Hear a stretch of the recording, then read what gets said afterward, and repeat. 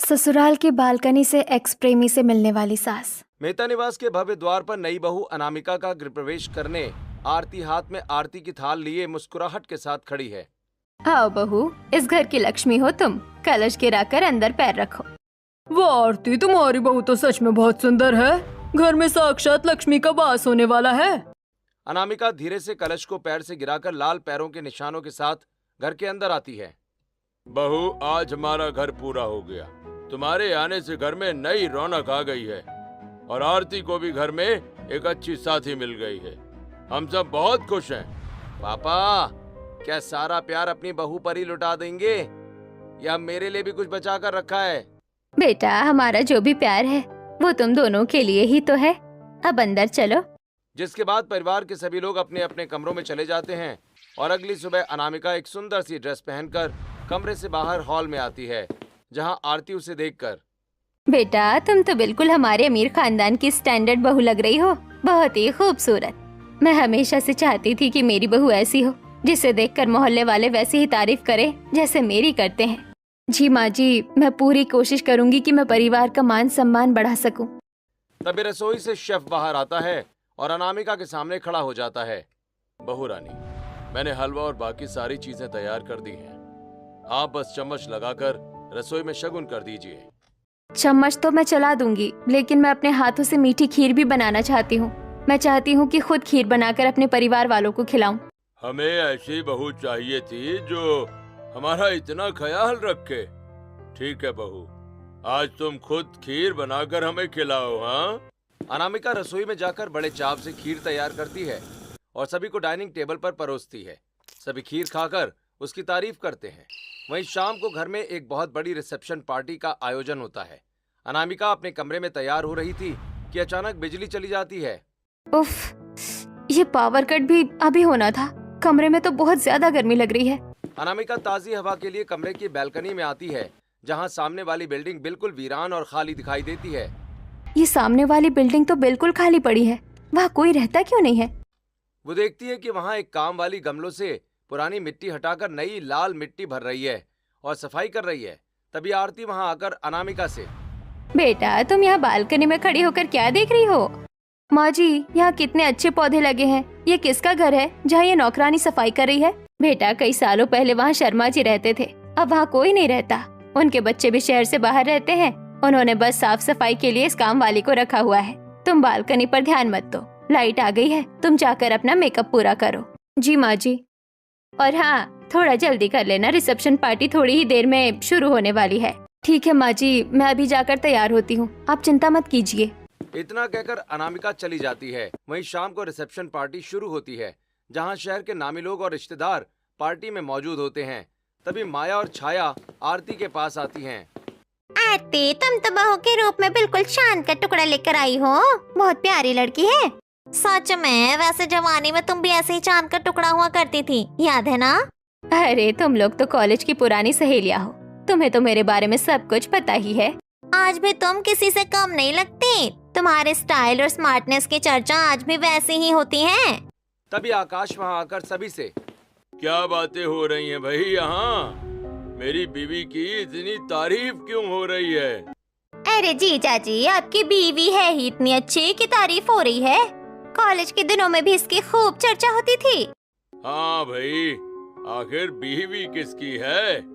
वैसे आज तो बहू का दिन है। ऐसे ही सभी लोग पार्टी को हंसी खुशी एंजॉय करते हुए संपन्न करते हैं और फिर कुछ दिनों के बाद आरती और अनामिका के बीच बहुत अच्छी बॉन्डिंग हो जाती है।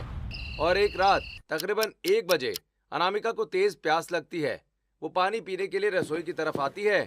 तभी अपनी सास को बैल्कनी में देखकर मन ही मन सोचती है, रात के 1 बज रहे हैं और माँ जी बालकनी की तरफ क्यों जा रही हैं? अनामिका दबे पांव बैल्कनी की सीढ़ियों के पास पहुंचती है और देखती है कि आरती वहां से अचानक गायब हो जाती है। ये कैसे हो सकता है? माँ जी तो अभी यही थी, इतनी जल्दी कहाँ चली गई? अनामिका तुरंत ही विवेक को आवाज देती है। वहीं विवेक अनामिका की आवाज सुनकर भागता हुआ वहां आकर अनामिका से कहता है, अनामिका, इतनी रात को बाहर क्या कर रही हो? विवेक, मुझे बाहर बालकनी में माँ जी दिखाई दी थी, पर जब मैं वहाँ गई तो वो वहाँ नहीं थी। अरे, वो गर्मी लग रही होगी या घबराहट हो रही होगी तो हवा खाने चली गई होंगी। अरे तुम उनकी चिंता छोड़ो और सो जाओ, रात बहुत हो चुकी है। जिसके बाद अनामिका और विवेक अपने कमरे में जाकर सो जाते हैं और अगली सुबह हॉल में चाय पीते हुए अनामिका आरती से रात वाली बात पूछती है। माँ जी, कल रात आप बालकनी में गई थी क्या? मैंने आपको वहाँ जाते देखा था। नहीं बेटा, ये तुम्हारी गलतफहमी है। मैं तो रात भर अपने कमरे में ही थी। लेकिन माँ जी, मैंने तो आपको अपनी आंखों से देखा था, आप बालकनी की तरफ ही जा रही थी। तुमने गलत देखा है। अब जल्दी जाओ और शेफ से कहकर नाश्ता लगवाओ। अपनी सास की बात सुनकर अनामिका वहाँ से चली जाती है। फिर थोड़ी देर के बाद सब लोग नाश्ता करने बैठते हैं। वहीं अनामिका फिर से सामने वाली बिल्डिंग के पौधे की चर्चा छेड़ती है। वैसे सामने वाली बालकनी में लाल मिट्टी के गमले बहुत सुंदर है। क्या हमें उनकी कलम मिल सकती है? अनामिका, उन लोगों से हमारा कोई वास्ता नहीं है। वो घर सालों से खाली पड़ा है। शर्मा जी की तो बहुत पहले मृत्यु हो गई थी। उनसे हमारी कभी कोई खास बातचीत नहीं हुई। खैर, अगर तुम कहती हो तो किसी दिन काम वाली दिखेगी तो मैं पौधे मांग लूंगा। ऐसे ही अगली रात अनामिका अपने कमरे में लेटी हुई थी। विवेक गहरी नींद में सो गया था, लेकिन गर्मी की वजह से अनामिका को नींद नहीं आ रही थी। तभी उसे फिर से दरवाजा खुलने की आहट सुनाई देती है। वो तुरंत सतर्क होकर उठ जाती है। ये इतनी रात को दरवाजा कौन खोल रहा है? दरवाजा खुलने की आवाज बालकनी की तरफ से ही आई है। बाहर जाकर देखती हूँ। वो दबे पांव बैल्कनी में जाकर देखती है कि आरती बैल्कनी में लगे दरवाजे का ताला खोल रही है। वहीं आरती सीढ़ियां उतरते हुए अचानक गायब हो जाती है और थोड़ी देर के बाद आरती अनामिका को सामने वाली बैल्कनी में दिखाई देती है। ये देखकर अनामिका हैरान रह जाती है। हे भगवान, माँ जी इस बालकनी में क्या कर रही है? वो वहाँ क्यों जा रही है और वो वहाँ पहुँची कैसे? अनामिका तुरंत दौड़कर विवेक को जगाती है। विवेक उठिए, माँ जी सामने वाली बालकनी में गई हैं। मैंने अभी उन्हें देखा है। अनामिका, तुम्हें फिर से गलतफहमी हुई है। वहाँ कोई क्यों जाएगा यार, वो घर तो बंद है। मैं सच कह रही हूँ, वो अभी वहाँ गई है। आप मेरे साथ चलिए और खुद देख लीजिए। ओफो, अच्छा चलो मैं तुम्हें दिखाता हूँ। रुको, मैं जरा वॉशरूम होकर आता हूँ। आप अपना फोन यहीं रख दीजिए ना। वॉशरूम में फोन ले जाने की क्या जरूरत है? मुझे वॉशरूम में फोन लेकर जाने की आदत है अनामिका। तुम यहीं रुको, मैं अभी आता हूँ। विवेक फोन लेकर वॉशरूम में चला जाता है। थोड़ी देर के बाद वो वापस आता है और अनामिका को आरती के कमरे में ले जाता है, जहाँ आरती चैन से सो रही थी। तभी विवेक गुस्सा करते हुए अनामिका से कहता है, देखो माँ तो चैन से सो रही हैं। अब बताओ, तुम्हारी गलतफहमी दूर हुई या नहीं? ये कैसे हो सकता है? मैंने अभी उन्हें बाहर देखा था। क्या मैं सच में पागल हो रही हूँ? मैंने पहले ही कहा था यार, ये तुम्हारा वहम है। अब चलो चुपचाप सो जाओ, बहुत रात हो गई है। जिसके बाद दोनों चुपचाप वहां से चले जाते हैं। उनके जाते ही आरती आंखें खोलकर मुस्कुराती है।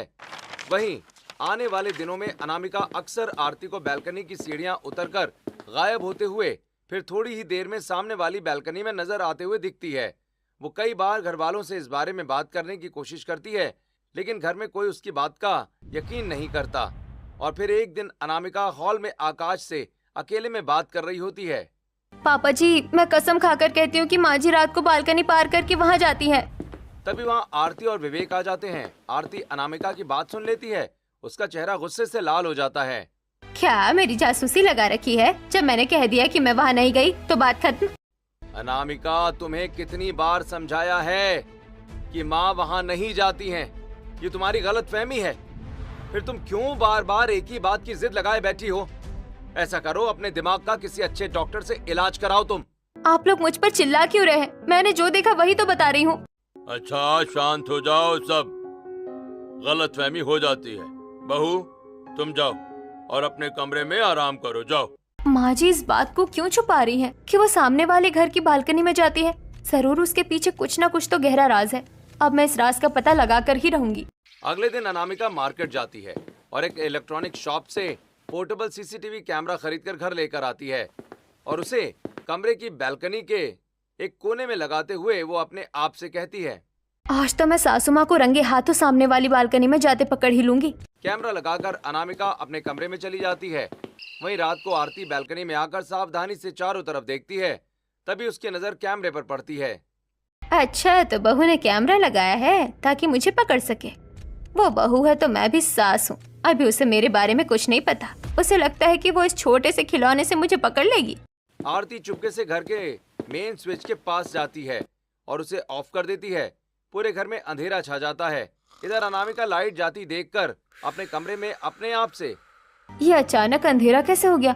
जिसके बाद अनामिका टहलते हुए बाहर बैल्कनी में आती है तो उसकी सास उसे सामने वाली बैल्कनी में दिखाई पड़ती है। तभी अनामिका विवेक और आकाश को आवाज देती है। दोनों भागते हुए बैल्कनी में आते हैं। तभी विवेक उससे कहता है, क्या हुआ? ये अंधेरा कैसे हुआ? माँ कहाँ है?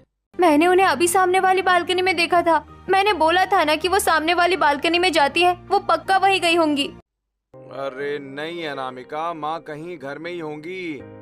अपनी अपनी टॉर्च जलाकर उन्हें ढूंढो। जिसके बाद सभी अपने अपने टॉर्च जलाकर पूरे घर में आरती को ढूंढने लगते हैं। फिर थोड़ी देर के बाद आरती अपने कमरे से बाहर आकर उन लोगों से, क्या शोर मचा रखा है? मैं वॉशरूम में थी। लाइट जलाने की बजाय ये किस बात पर चर्चा हो रही है? माँ जी आप यहाँ, लेकिन मैंने तो आपको सामने वाली बालकनी में देखा था। अनामिका तुम्हें कितनी बार समझाया है कि शक करना बंद करो। ये सब तुम्हारी बेवकूफी है। पता नहीं ये अंधेरा कैसे हो गया। लगता है कोई शॉर्ट सर्किट हुआ होगा। मैं जाकर फ्यूज चेक करता हूँ, तुम लोग शांत रहो। जिसके बाद विवेक जाकर थोड़ी देर में फ्यूज ठीक करके वापस आ जाता है और फिर से अनामिका को सबके सामने बुरी तरह डांटता है। अनामिका अब चलो अपने कमरे में, या और जासूसी करनी बाकी है अभी तुम्हें। जिसके बाद अनामिका अपने कमरे में चली जाती है। पीछे से विवेक भी आकर सो जाता है। वहीं अनामिका भी लेटती है, लेकिन उसे नींद नहीं आती। वो मन ही मन सोचती है, सासू माँ ने जानबूझकर स्विच बंद किया था ताकि वो सामने वाली बालकनी में जा सके। जरूर इन सबके पीछे कोई बहुत बड़ा राज है जिसे वो छुपा रही है। अरे मैं तो भूल गई कि मैंने कैमरा लगाया था। कुछ तो कैमरे में रिकॉर्ड हुआ ही होगा। अगली सुबह अनामिका कैमरे की फुटेज निकालती है और पूरे परिवार को सबूत दिखाने के लिए बुलाती है। इस बार मेरे पास सबूत है। आप सब खुद अपनी आंखों से देख लीजिए कि रात को क्या हुआ था। अनामिका फुटेज चालू करती है, लेकिन उसमें सिर्फ काला अंधेरा दिखाई देता है। कुछ भी साफ नजर नहीं आता। ये है तुम्हारा सबूत? हाँ, इसमें तो सिर्फ कालिक दिख रही है। अपनी ये घटिया जासूसी अब बंद करो प्लीज। चलो भाई, कोई बात नहीं बेटा, गलतफहमी सबको होती है। चलो बहू, नाश्ता तैयार है, हम सभी नाश्ता कर लेते हैं। अब मुझे समझ में आया कि सासू माँ ने मेरा छुपा हुआ कैमरा देख लिया था और उन्होंने जानबूझकर स्विच बंद किया था ताकि सबूत ना मिले। पर मैं हार नहीं मानूंगी। मैं सबूत इकट्ठा करके रहूंगी कि सासू माँ सामने वाले घर में जाती हैं। अगली रात अनामिका तय करती है कि वो सोएगी नहीं। ऐसे ही रात के करीब 12:30 बज रहे हैं। वहीं विवेक गहरी नींद में सो चुका होता है। तभी अनामिका अपने आप से, सासू माँ इसी समय बाहर निकलती हैं। आज मैं हॉल की लाइट बंद करके सोफे पर बैठकर उनका इंतजार करूंगी। जिसके बाद अनामिका हॉल में आकर लाइट बंद करके अंधेरे में सोफे पर दुबक कर बैठ जाती है। तभी आरती अपने कमरे से बाहर निकलकर चारों तरफ देखती है। उसकी नजर अंधेरे में बैठी अनामिका पर पड़ती है। उसे देखकर आरती मन ही मन, अच्छा तो बहू यहाँ बैठी है ताकि मुझे पकड़ सके। बहुत चालाक बन रही है। पर मैं भी कम नहीं हूँ। मैं सामने वाले घर में जरूर जाऊंगी। इस बार मुझे थोड़ा और दिमाग लगाना होगा। आरती वापस अपने कमरे में चली जाती है और उस रात बाहर नहीं निकलती। फिर अगली रात आरती रसोई में केसर वाला दूध तैयार करती है और मुस्कुराते हुए सबके लिए गिलास ट्रे में सजाकर हॉल में लाती है, जहां अनामिका, विवेक और आकाश बैठे टीवी देख रहे होते हैं। बेटा विवेक, ये लो केसर वाला दूध, और बहू ये खास तुम्हारे लिए है। इसे पीने से नींद बहुत अच्छी आती है। वैसे आजकल मैं देख रही हूँ कि बहू रात को बेडरूम छोड़कर सोफे पर बैठी रहती है। क्या बात कर रही हो माँ? अनामिका, तुम रात को हॉल में सोफे पर क्यों बैठी थी? क्या हुआ तुम्हें?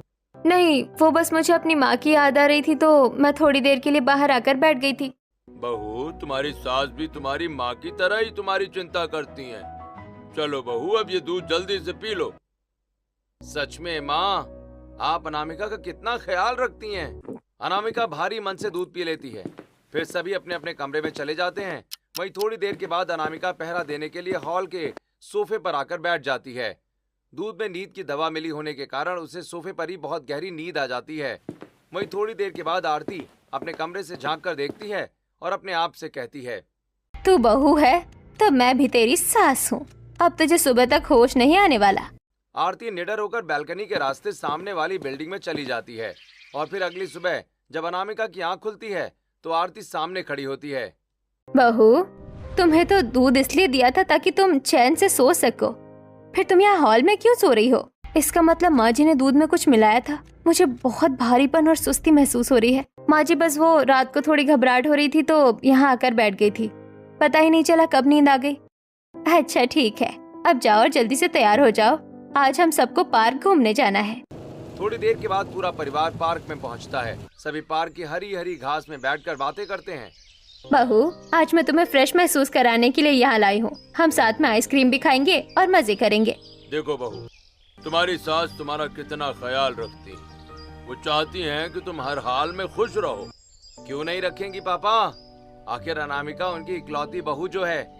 वैसे भी माँ का दिल बहुत बड़ा है। थोड़ी देर पार्क में समय बिताने के बाद वो एक आइसक्रीम पार्लर जाते हैं, जहाँ सभी बेंच पर बैठकर आइसक्रीम खा रहे थे कि तभी आरती अपने और अपनी सास के लिए एक और आइसक्रीम लाने के लिए जाती है। और जब आइसक्रीम लेकर आती है तो देखती है कि आरती एक कॉल पर बातें करते हुए। तुम चिंता मत करो, बिल्कुल मत घबराना। मैं तुम्हारे साथ हूँ ना, और हमेशा रहूंगी। मैं आज रात बिल्कुल समय पर तुम्हारे पास पहुँच जाऊंगी। सब कुछ ठीक हो जाएगा, बस थोड़ा इंतजार करो। अनामिका पीछे खड़ी सारी बातें सुन लेती है। तभी आरती जैसे ही पीछे मुड़ती है तो अनामिका को देखकर बुरी तरह चौंक जाती है। अरे बहू, आइसक्रीम खत्म हो गई क्या? हाँ माँ जी, मैं आपसे पूछने आई थी कि क्या आपको चॉकलेट फ्लेवर वाली आइसक्रीम खानी है। इनफैक्ट मैं ये 2 चॉकलेट फ्लेवर वाली आइसक्रीम लेकर आई हूँ, एक आपके लिए और एक मेरे लिए। नहीं बस बहुत हो गया। ये दोनों आइसक्रीम तुम खा लो और जल्दी करो, हमें समय पर घर भी पहुँचना है। माँ जी किससे बात कर रही थी? समय पर पहुँच जाऊंगी का क्या मतलब है? मुझे सच जानना ही होगा। जिसके बाद थोड़ी देर में वो लोग घर लौट आते हैं। रात के समय आरती फिर से केसर वाला दूध लेकर अनामिका के कमरे में आती है और उसे पीने के लिए कहती है। माँ जी, मैं वॉशरूम से होकर आती हूँ, फिर पी लूंगी। आप इसे यही टेबल पर रख दीजिए। ठीक है, पर वॉशरूम से आकर पक्का पी लेना, इससे टालना मत, ये सेहत के लिए अच्छा है। इतना कहकर आरती चली जाती है। आरती के जाते ही अनामिका खिड़की से दूध बाहर फेंक देती है और खाली गिलास वापस टेबल पर रख देती है। मैं जानती हूँ आपने इसमें फिर से नींद की दवा मिलाई है। आज मैं नहीं सोने वाली। और फिर थोड़ी देर के बाद विवेक भी कमरे में चला जाता है और दोनों सो जाते हैं। तभी आरती कमरे में आकर चेक करती है, जहाँ अनामिका गहरी नींद में सोने का नाटक करते हुए खर्राटे भरती है। दवाई ने अपना काम कर दिया, अनामिका गहरी नींद में सो गई। अब मैं आराम से सामने वाले घर में जा सकती हूँ। इतना सोचकर आरती वहाँ से चली जाती है। आरती के जाते ही अनामिका उठकर अपना मोबाइल लेकर बाहर आती है और हॉल में पर्दे के पीछे छिपकर अपने आप से कहती है, जरूर माँ जी सामने वाले घर में गई होंगी। जैसे ही वो वापस आएंगी मैं उनका वीडियो बना लूंगी और फिर मेरे पास उनके सामने वाले घर में जाने का सबूत होगा। थोड़ी देर के बाद अनामिका देखती है कि उसकी सास सामने वाली बैल्कनी से नीचे उतर रही है और फिर थोड़ी ही देर के बाद वो अपनी बैल्कनी में दिखाई देती है। तभी अनामिका जैसे ही फोटो खींचने जाती है उसका फ्लैश चालू हो जाता है। अचानक मोबाइल का फ्लैश चमक जाने से आरती सतर्क हो जाती है और जानबूझकर पास रखा गमला पैर से नीचे गिरा देती है। वहीं गमला टूटने की आवाज सुनकर विवेक और आकाश दौड़ते हुए बाहर हॉल में आकर, क्या हुआ माँ? ये आवाज कैसी थी? आप यहाँ बालकनी में इतनी रात को क्या कर रही हैं? बेटा, मुझे घबराहट हो रही थी तो मैं ताजी हवा लेने आई थी, पर देखो ना, ये बहू चोरों की तरह मुझ पर नजर रखती है और मेरी फोटो खींच रही है। विवेक, मैंने फोटो खींची है क्योंकि माँ जी सामने वाले घर में गई थी और अभी वापस आई है। मैंने अपने फोन से सब रिकॉर्ड किया है, ये देखिए। अब सच आप सबके सामने आ जाएगा। अनामिका अपने फोन की गैलरी ओपन करती है, लेकिन अंधेरे और फ्लैश की चमक की वजह से वीडियो में सिर्फ धुंधली परछाई दिखती है। अनामिका, कितनी बार समझाया है कि ये जासूसी बंद करो। ये सब तुम्हारा वहम और दिमागी बीमारी है। माँ सिर्फ हवा लेने आई थी। अगर मुझे पता होता कि तुम यहाँ माँ पर इतना शक करोगी तो मैं बैल्कनी बनवाता ही नहीं। अब क्या हमें तुम्हारे कारण इस बालकनी को ही हटाना पड़ेगा? अब क्या हम अपने घर में चैन से घूम भी नहीं सकते? चलो भाई, अब बहुत हो गया, रात बहुत हो गई है। सब अपने अपने कमरों में जाओ और शांति से सो जाओ। सभी लोग अपने अपने कमरे में चले जाते हैं। वहीं अनामिका अपने बिस्तर पर लेटे हुए मनी मन सोचती है, मुझे समझ नहीं आ रहा कि माँ जी इस बात को क्यों छुपाना चाहती है कि वो रोज सामने वाले घर में जाती है। जरूर कोई राज है और मैं उस राज का पता लगा कर ही रहूंगी। इधर आरती अपने कमरे में लेटी हुई अपने आप से कहती है, मैं अपना सामने वाले घर में जाने का राज कभी भी अनामिका को पता चलने नहीं दूंगी। वो कभी भी मेरे खिलाफ सबूत इकट्ठा नहीं कर पाएगी। एक तरफ अनामिका आरती का भंडाफोड़ करने का प्रण ले चुकी है तो दूसरी तरफ आरती ने भी अनामिका से बचने की पूरी तैयारी कर रखी है। अगली सुबह अनामिका उठती है और घर के कामों में लग जाती है।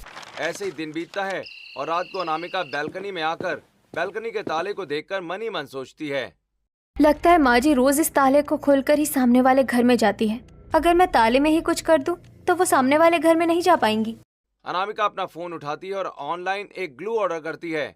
शाम तक ग्लू आ जाता है। अनामिका वो ग्लू लेकर बालकनी में जाकर चुपके से बालकनी के ताले के अंदर भर देती है और फिर अपने कमरे में चली जाती है। फिर रात को आरती जब बाहर आती है और ताले में चाबी डालने की कोशिश करती है तो चाबी गोंद में चिपक जाती है और मुड़ती नहीं है। अच्छा, तो बहू ने ये नया खेल शुरू किया है। वो मुझे रोकना चाहती है, पर ये मुमकिन नहीं। अनामिका छुपकर सब देख रही होती है। तभी आरती आकाश को आवाज लगाती है। आकाश और विवेक दोनों ही नींद से जाकर वहां आते हैं और साथ ही अनामिका भी वहां आती है। तभी आरती आकाश से कहती है, सुनिए जी, लगता है घर में कोई चोर आया था जिसने ताले के साथ छेड़छाड़ की है। क्या चोर? तुम्हें कैसे पता चला आरती? क्या तुमने किसी को देखा? मैं अभी बाहर टहलने आई तो मेरी नजर ताले पर पड़ी। देखिए, इसमें किसी ने जानबूझकर गोंद डाल दिया है। हाँ, ऐसा लगता है किसी ने इसकी नकली चाबी बनाने की कोशिश की है, या फिर शायद चोर ने ये गोंद इसलिए डाला ताकि वो बाद में इसे पिघलाकर ताला खोल सके। अब तो काफी रात हो चुकी है, लेकिन हमें इस ताले को कल सुबह ही बदल देना चाहिए। सुरक्षा जरूरी है। अगले दिन आकाश एक ताले वाले को बुलवाता है और बालकनी के दरवाजे पर एक नया ऑटोमेटिक डिजिटल ताला लगवाता है। सर, ये डिजिटल लॉक है, इसमें आप अपना गुप्त कोड डाल दीजिए, ये उसी से खुलेगा। माँ, आप इसमें खुद अपना कोड डालो, आपके सिवा ये किसी को पता नहीं रहेगा, आप ही इसे संभालो। ठीक है, अब इस दरवाजे को कोई भी बिना कोड के नहीं खोल पाएगा। जिसके बाद सभी अपने अपने कमरे में जाकर सो जाते हैं। रात को अनामिका छुपकर देखती है कि आरती बड़े आराम से कोड डालकर ताला खोलती है और सामने वाली बालकनी में चली जाती है। हे भगवान, अब तो माँ जी आराम से ताला खोलकर रोज सामने वाले घर में जाएंगी। उन्हें किसी तरह रोकना होगा, लेकिन कैसे? अगर मैं अब किसी को बताऊंगी तो कोई मेरी बात पर यकीन नहीं करेगा। मुझे खुद सबूत जुटाना होगा। अनामिका बालकनी के सामने वाले घर में झांककर देखती है कि वहाँ की लाल मिट्टी काफी गीली है, जैसे अभी पानी डाला गया हो। लगता है काम वाली ने आज गमलों में ज्यादा पानी डाल दिया है। मिट्टी कीचड़ जैसी गीली हो गई है। अब जब माँ जी वापस आएंगी तो उनके पैरों में ये मिट्टी जरूर लगी होगी। ये सबसे बड़ा सबूत होगा। यही सोचकर अनामिका अपने कमरे में जाकर सो जाती है और अगली सुबह बाहर बालकनी में आकर फर्श पर मिट्टी के निशान ढूंढती है। यहाँ तो मिट्टी का एक भी निशान नहीं है। फर्श बिल्कुल साफ है। ये चमत्कार कैसे हो गया? आरती अनामिका को गीली मिट्टी को नोटिस करते हुए देख लेती है।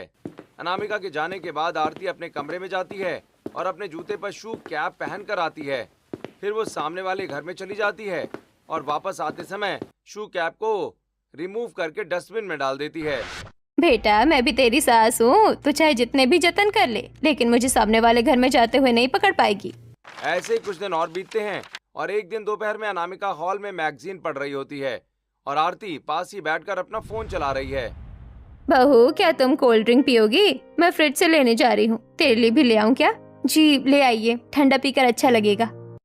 आरती कोल्ड ड्रिंक लेने रसोई में जाकर थोड़ी देर में कोल्ड ड्रिंक लेकर बाहर आती है और अनामिका को देखकर खुद भी पीने लगती है और पीते हुए अपने फोन पर लॉक कोड डालकर उसे ओपन करती है, जिससे अनामिका देख लेती है और मन ही मन सोचती है, कहीं ऐसा तो नहीं कि माँ जी ने बालकनी के ताले पर भी वही कोड डाला हो जो उनके फोन का कोड है। अनामिका चुपचाप कोल्ड ड्रिंक पी लेती है और रात के समय जब आरती बालकनी की तरफ बढ़ती है, अनामिका भी दबे पांव अंधेरे में उसके पीछे पीछे जाकर देखती है कि आरती ताले पर कोड डालकर सीढ़ियों से नीचे उतर जाती है और उसके जाने के बाद अनामिका भी ताले पर कोड डालती है और ताले के खुलते ही खुश होकर अपने आप से, ताला खुल गया। आज मैं जाकर देख कर ही रहूंगी कि माँ जी आखिर उस घर में क्यों जाती हैं और उन्होंने ये बात सबसे छुपा कर क्यों रखा है। अनामिका सीढ़ियों से नीचे उतरती है तो देखती है कि वहाँ एक गुप्त रास्ता है। अनामिका उस गुप्त रास्ते पर आगे बढ़ती है जो कि सामने वाले घर की बालकनी पर खत्म होता है। वो उस पुराने घर की बालकनी तक पहुँच जाती है और हॉल की खिड़की के पीछे छिपकर अंदर झांकती है। अंदर एक आदमी बैठा है और आरती उसके साथ सोफे पर बैठकर जूस पीते हुए खिलखिलाकर हंस रही है। राघव, तुम्हें याद है कॉलेज के दिनों में हम भागने वाले थे? कितना मजा आता था हमें उन दिनों में। हाँ आरती, लेकिन उस आकाश ने मुझे प्रिंसिपल के ऑफिस से चोरी करते देख लिया और पुलिस बुला ली। मुझे जेल जाना पड़ा यार। और तुम्हारे पिता ने तुम्हारी शादी जबरदस्ती उस आकाश से करवा दी। मैं उसे छोड़ूंगा नहीं। मैं उस हार को कभी नहीं भूल सकता। मैं आकाश से अपना बदला लेकर ही रहूंगा, चाहे जो कुछ भी हो जाए। हाँ राघव, मैं भी यही चाहती हूँ। मेरे पिता को तो पता ही नहीं था कि मैं तुम्हारे बच्चे से प्रेग्नेंट हूँ। अनामिका ये सुनकर हैरान रह जाती है और अपने आप से, क्या माँ जी प्रेग्नेंट थी? इसका मतलब विवेक पापा जी का बेटा नहीं है। मैंने विवेक को जन्म दिया और आकाश ने उसे अपना बेटा समझकर पाला, और मैंने कभी दूसरा बच्चा नहीं होने दिया। और जब विवेक बड़ा हुआ तो मैंने उसे सब सच बता दिया कि आकाश उसका असली बाप नहीं है, उसके बाप तुम हो।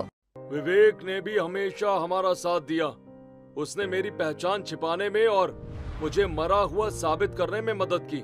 पर अब ये बहू बहुत जासूसी कर रही है। हमें जल्दी ही इस तमाशे को हमेशा के लिए खत्म करना होगा। हमें आकाश को डरा धमकाकर उसकी सारी जायदाद अपने नाम करवानी होगी और फिर उसे रास्ते से हटाना होगा।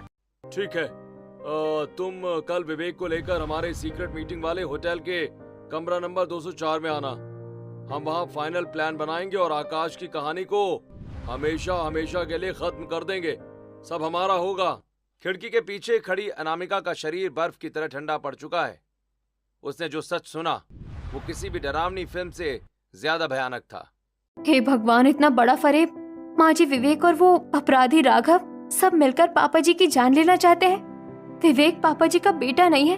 इन्होंने सालों से एक नेक इंसान को अंधेरे में रखा। मुझे आज ही कुछ करना होगा। अनामिका दबे पांव वहां से निकल जाती है और वापस अपने कमरे में आकर चुपचाप लेट जाती है। उसके दिमाग में अब जवाबी कार्रवाई की योजना चलने लगती है। अगली सुबह नाश्ते की मेज पर आरती और विवेक एक दूसरे को देखकर आंखों ही आंखों में खौफनाक इशारे कर रहे होते हैं। माँ, मुझे आज कुछ बहुत जरूरी काम से शहर के एक होटल जाना है। क्या आप मेरे साथ चलेंगी? हाँ बेटा, क्यों नहीं। मैं भी घर में बैठे बैठे बोर हो गई हूँ। हम साथ चलते हैं, थोड़ा बाहर का चक्कर लग जाएगा। तो ये लोग होटल जा रहे हैं, यही सही मौका है। मुझे पापा जी को सब बताना होगा, पर पूरे सबूत के साथ।